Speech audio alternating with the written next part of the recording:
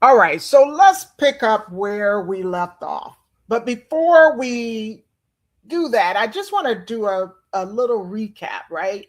A recap of what we've learned so far. And so we started out, the goal was to kind of level set some of the things that we think about AI and establish or set the tone for what AI really is, right? AI is a system, right? And within that system, there are capabilities. So it's not just a tool. We also learned that AI establishes stakes in jobs and access and in opportunity. We took a look at what AI really is, right? That AI in essence is really just data plus patterns and predictions. And AI performs pattern recognition at scale. We also learned what AI is not. And AI is not thinking, it's not aware of truth. And we also learned that AI can be confidently wrong, which is what we call hallucinations. Then we went on to look at how does AI actually work? And in essence, it's just really input, and it takes that input and it processes it into output. And one critical fact that we learned is that AI is a prediction machine. It's not a knowledge machine, and that's important. We looked at why it feels real, and mainly because it's fast and fluent and contextual. AI is performing intelligence, just like actors. It's performing intelligence, it's not becoming it. And so we assess, why is AI working today in 2026 better or unlike it did back in the 50s and 60s? And we learned because there's more data entered into the ecosystem of the AI system. Data explosion, increased compute power, and the improvement and enhancements of algorithms. And so in our last segment, we looked at the data reality. And the fact of the matter is that you and I and those like us, we actually trained the system. AI didn't learn in a vacuum. There were billions of users, trillions of interactions. And we all left a digital trail through our Google searches, through our email, through our social media, our shopping behaviors, our GPS data, and all of the other things that we were feeding into this system to fuel it. Many of you, like we took advantage of these free models that were given to us through these corporations and companies. And they were tools, they were free, but they were free in exchange for our data. And this data created ads, it generated revenue, and eventually it was the fuel that fueled AI and the system that we see today. There were predictive systems even before the AI that we experience today through autocomplete. There were recommendations, if you recall, from what music you should listen to what videos you should review. There was a lot of suggestive content. And AI took our responses and our interactions, and it learned how to reflect human patterns through our emails, through our blogs, through our conversations. And so the ultimate takeaway from the last segment was that we are co-creators of AI. We're not just users, we're contributors to this entire system. And so now we're going to shift. We're going to shift a little bit and talk about the network behind AI. We're going to explore the power and the capital and the influence.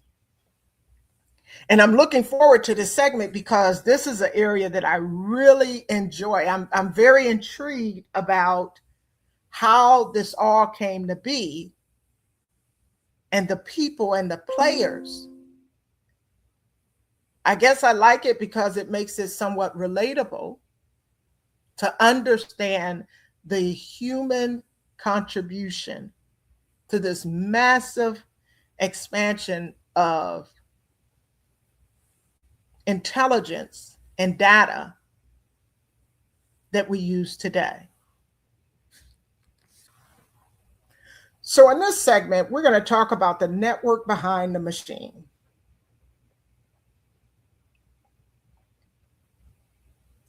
And in this section, it's not about saying, here are some tech people. This section is about showing that AI did not appear out of thin air. It came through networks.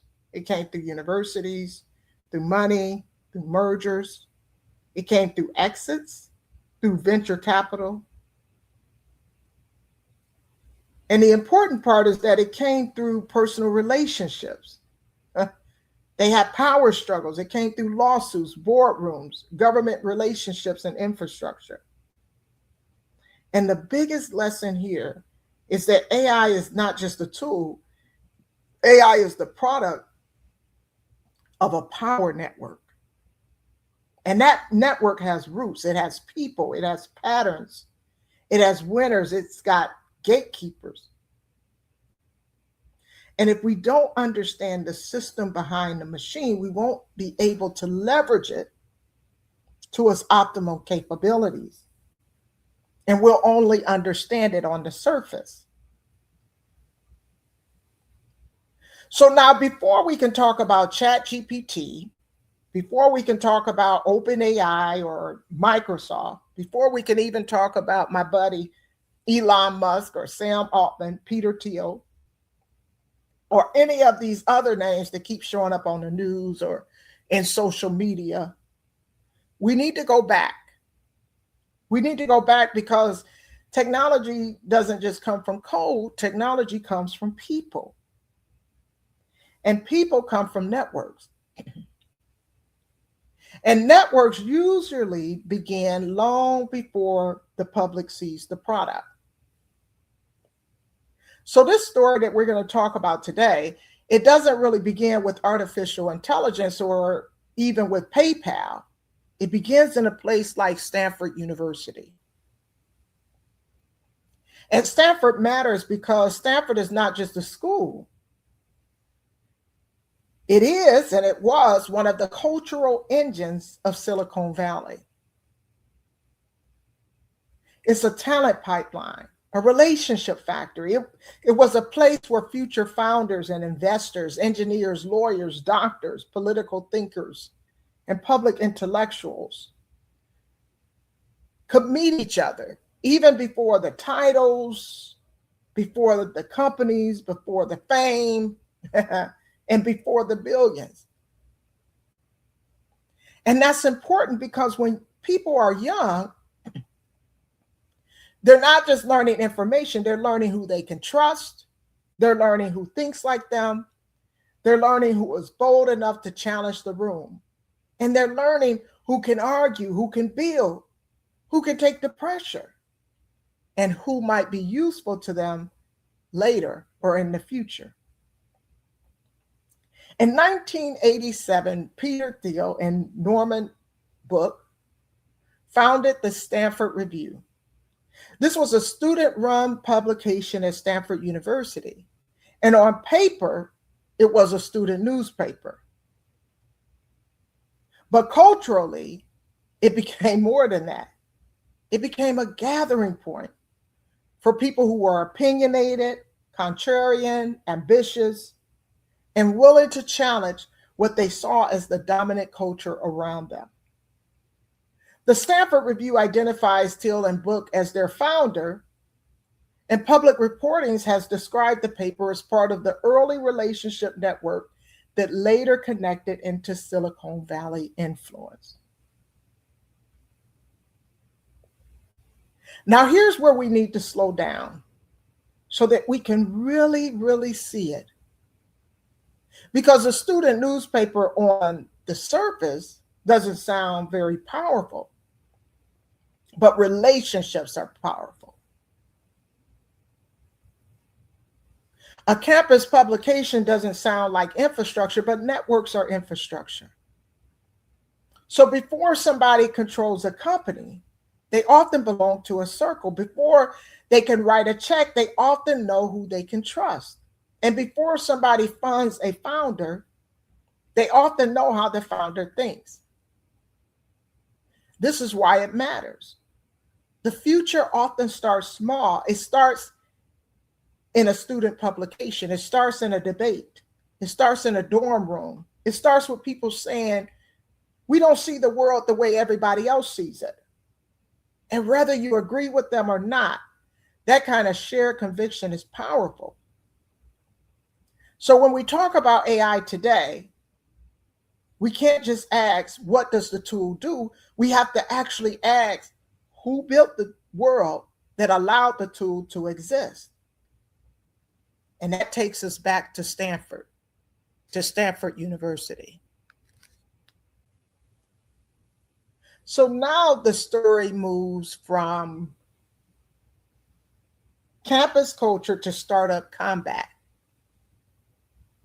You see, X.com and Confinity were competitors. And that competition created a merger. Yet that merger was created under pressure and conflict and eventually a power network. And I want to be clear that what they created wasn't born out of one big happy family. It wasn't this cute little group project where everybody came in humble and sweet and emotionally regulated. No, this is where Silicon Valley warfare originated. On one side, you had Confinity, associated with Peter Thiel, Max Levchin, and Luke Nosek. And Confinity was focused on payments, cryptography, and digital money. And on the other side, you had Elon Musk, X.com. And he was moving into online financial services, and they were rivals. They were fighting for the same future. And then they merged. Many coined that merger of the PayPal story as the merger of enemies. And the reason they named it that is because it captured the actual energy of what was happening and what happened. There were people with competing ideals, competing egos, competing visions, competing instincts, and suddenly they had to figure out how to survive inside of the same company, because they developed a desire to reach a goal that was bigger than all of them. A lot of companies will try to clean up the story about their business origins after the fact. They want to make it sound like they were smooth, but here,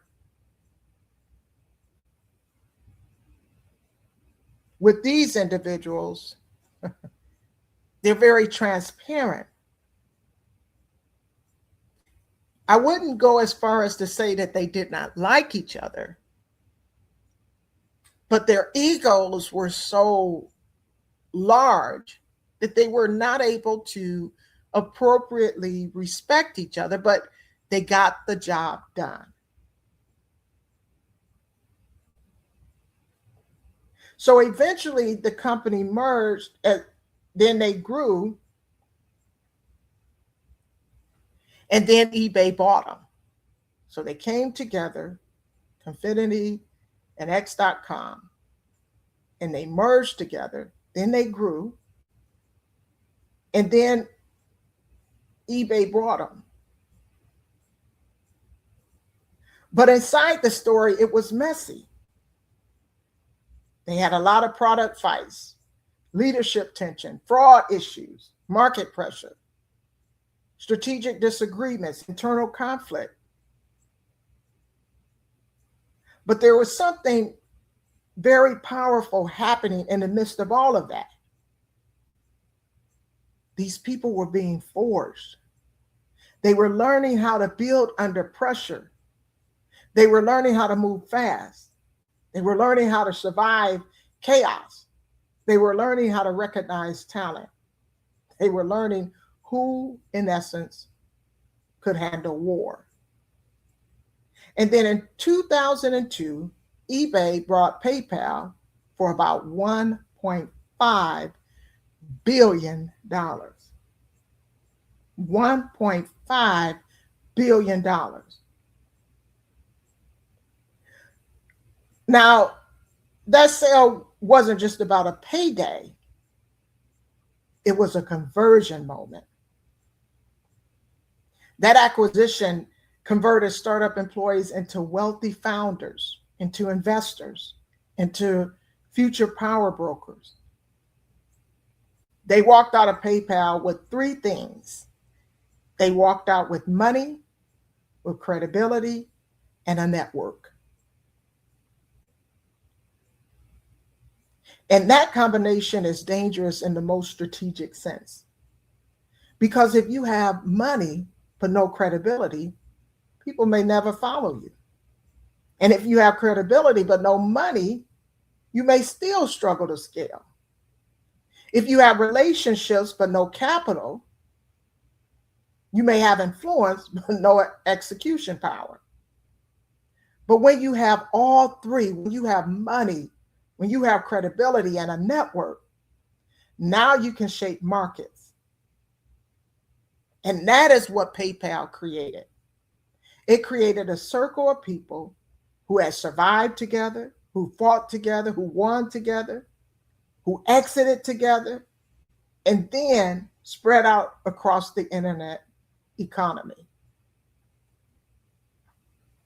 So PayPal was not just a payments company. PayPal became a launching pad. Now, this is where we get to the phrase people love, because it sounds so dramatic. It sounds cinematic. It sounds so, deep. The PayPal Mafia. Now, let me say this very carefully, because I know that I'm recording. We're not using this phrase to suggest anything criminal. This is the nickname people gave the group of former PayPal founders and employees who went on to build, to fund, and to shape major companies across Silicon Valley. And the reason that the nickname stuck is because the network was unusually powerful. And so we hear about the PayPal Mafia, or recently, to date, they use the term tech bros. But this is former PayPal people who went on to build or influence companies like LinkedIn, Palantir, SpaceX, Affirm, YouTube, Yelp, Yammer, and Kiva. But the nickname is not the real lesson. The mechanism that they employed is the lesson. And the mechanism is this: build, exit, fund, repeat. Build, exit, fund, repeat. And let me break that down. Level one, they build a company. They build PayPal in a chaotic, competitive, high-pressure environment. Level two, the company exits. eBay buys PayPal. The exit gives people money and credibility. Level three, they move into the next wave.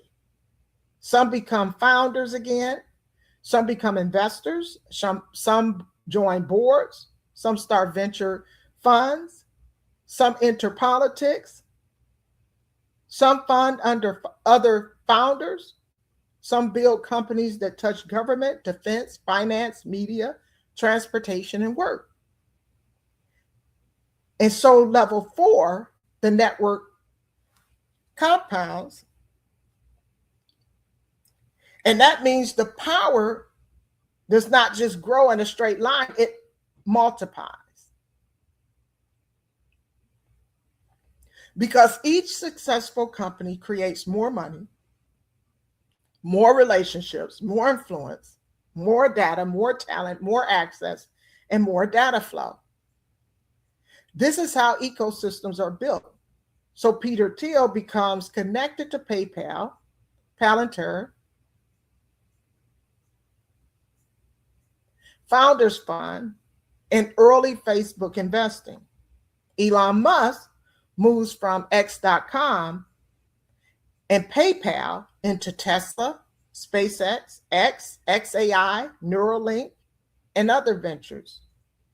Reid Hoffman moves through PayPal into LinkedIn, venture capital, Microsoft board influence, and later AI investment circles. Max Levchin moves from PayPal into a firm, and David Sachs moves from PayPal into Yammer venture capital through Kraft Ventures, and later public policy influence around technology. Chad Hurley, Steve Chen, and Jared Karim moved from PayPal into YouTube. Jeremy Stoppelman and Russell Simmons are associated with Yelp, and Premal Shah is associated with Kiva. Now look at the pattern. This is not one industry.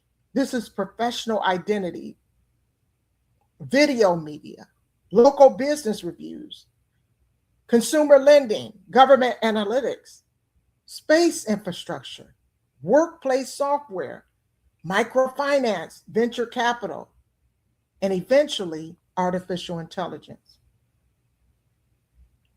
So when somebody says, why are we talking about PayPal in an AI course? This is why. Because the people who shape one generation of the internet also influence the money, the companies, the platforms, the policy environment that shape the next generation. AI didn't just come out of nowhere. It comes from the same river of capital, talent, ambition, and institutional power. They didn't just build companies. They shaped how people work, watch, buy, move, search, and decide. Now we need to make this more practical, because if I just give you names, you'll hear me like trivia, or you'll hear those names like trivia and not really retain it. But this isn't trivia. This is daily life. So let me try to walk you through it. LinkedIn changed professional identity. So before LinkedIn, a resume was a document. Your network was mostly offline. Your job search was more private. LinkedIn helped turn professional identity into a searchable, public, data-driven platform. And that changed recruiting. It changed networking. It changed how employers find talent. It changed how people perform professionalism online. And for me, I recall those early days in my corporate career where I would literally go to Kinko's or somewhere to print off my resume. And I would take my resume to different companies within the area. And I would go to the receptionist desk or whoever I could find, and I would hand them a copy of my resume on parchment paper or resume paper. Sometimes if I could afford it and scrape up the money, I'd put it in a folder and go hand it to them physically and ask for an opportunity to interview. But LinkedIn changed all of that. And YouTube changed media distribution. Before YouTube, most people needed permission to reach mass audiences. You needed television, radio, publishing, or institutional access. But YouTube opened a door for creators, for educators, for churches, influencers, for journalists, entertainers, and everyday people. It allowed people to upload their videos and leverage their platform for others to review. It also changed attention. It changed culture. It changed politics. It changed how people learn and how people were radicalized. It changed what counted as expertise.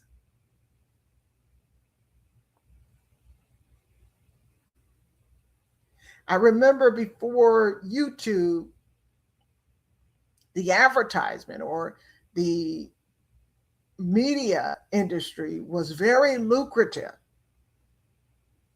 And it was hard for you to gain access without money, without capital, influence, and access.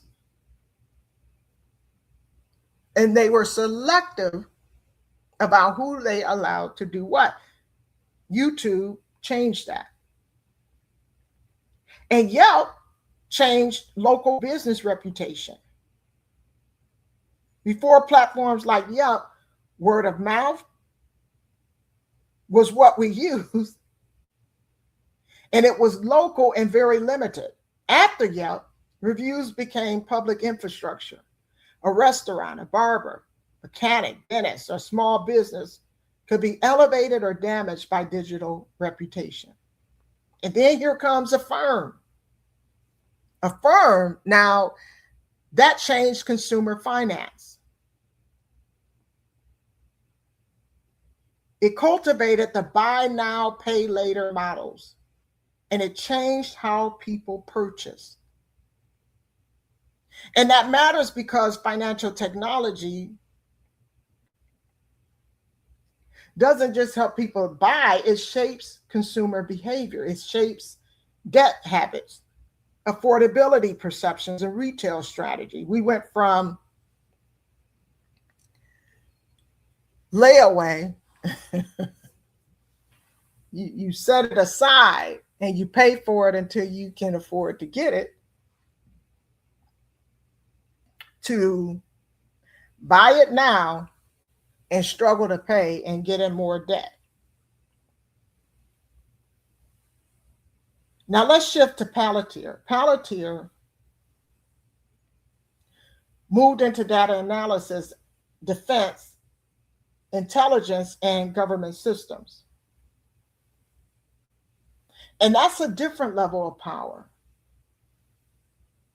That's not just convenience technology, that's institutional technology. It touches how governments and agencies analyze data, how they make decisions, and identify patterns.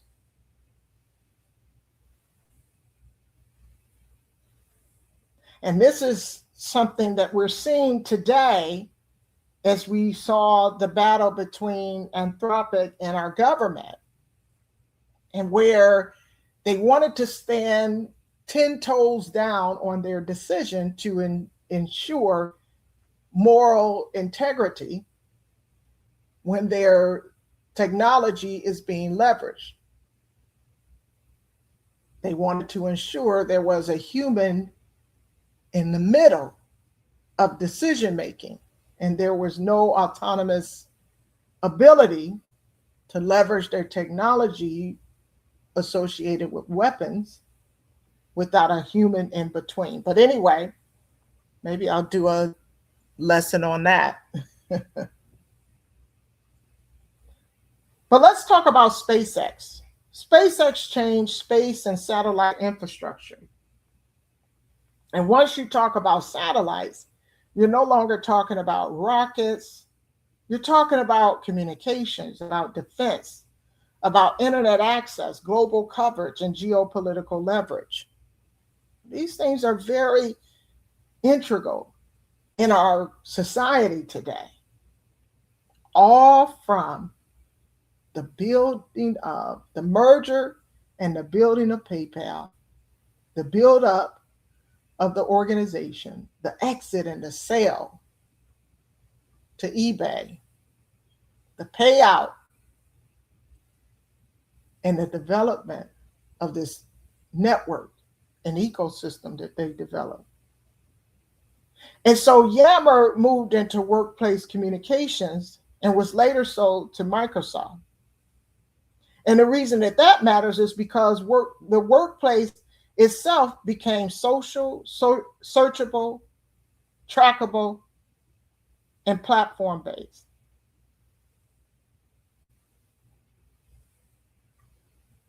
Now let us step back so that we can clearly see this.